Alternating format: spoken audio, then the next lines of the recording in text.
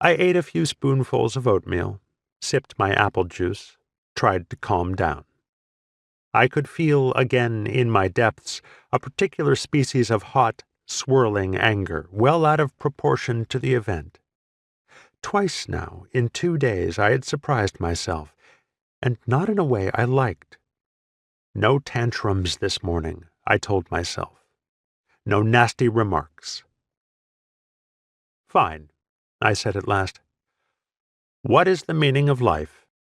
He looked at his egg, chuckling happily, tilting his big head sideways so that the chin and nose were not in a vertical line. He nodded again that way, sideways, chuckling, looking at his egg. He then reached into his robe, flipped the folds a couple of times, came out with his fingers clutched, leaned across the table, and dropped a handful of dirt into my water glass. At that moment, the waitress was circling back toward us with a pot of coffee, and the odd little drama at our table stopped her dead in her tracks. She hesitated there for a 2 count, then spun on her heel and made for the kitchen with an update for the cook. My glass was now cloudy, filthy, a few crumbs of brown dirt on the table beside it.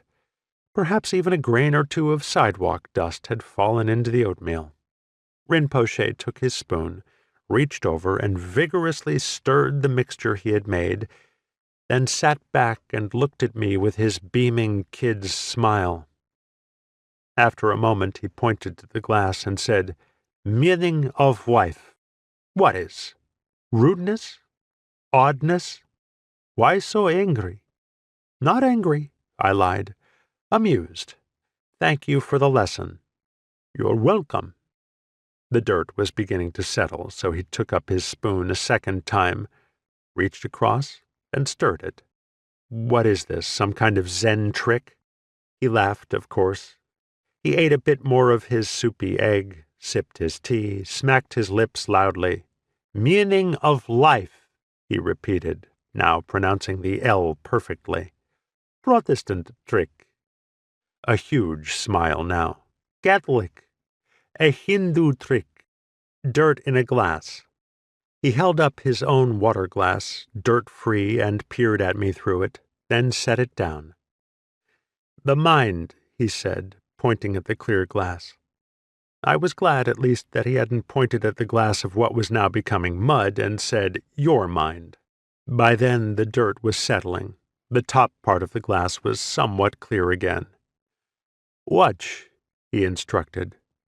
And as we watched, the dirt in my glass settled slowly to the bottom so that the top 2/3 of the water grew translucent, then transparent. "Your mind," he said, pointing at the glass in front of me. He picked up his spoon. When some person does things he shouldn't do. Watch." He put the spoon in the glass and stirred energetically again, took the spoon out, sat back with a look of complete satisfaction on his face. "Then you can't see,"